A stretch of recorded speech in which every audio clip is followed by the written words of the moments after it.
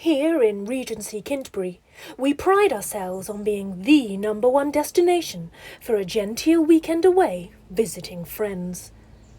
But don't just take our word for it.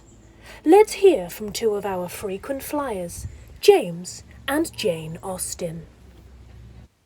See our stunning vistas, midst scenes whose varied landscape ever new presents fresh beauties to th' unsated view, where sloping uplands catch the sun's first beam, where winding through the meadow Kennet's stream reflects the outline true but tint less bright, the grey church tower, tall tree and mansion white.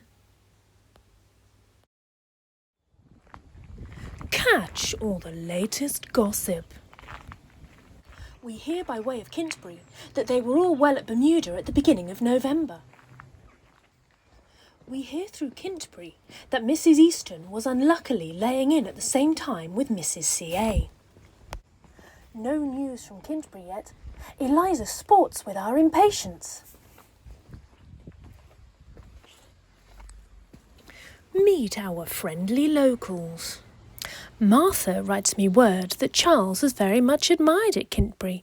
He appears to far more advantage here than he did at Godmersham, not surrounded by strangers.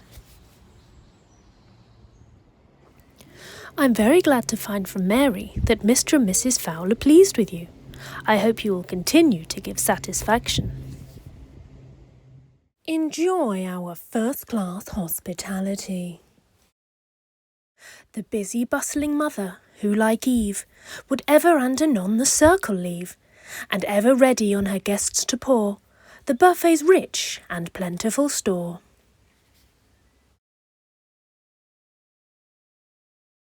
Sample our plentiful local produce. Tell Henry that a hamper of apples is gone to him from Kintbury, and that Mr. Fowle intended writing on Friday. We have just had 2 hampers of apples from Kintbury, and the floor of our little garret is almost covered.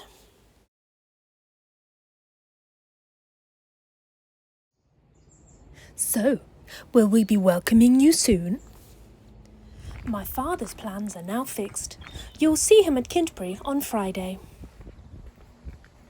Regency period ends January 1820. Visit today to avoid disappointment.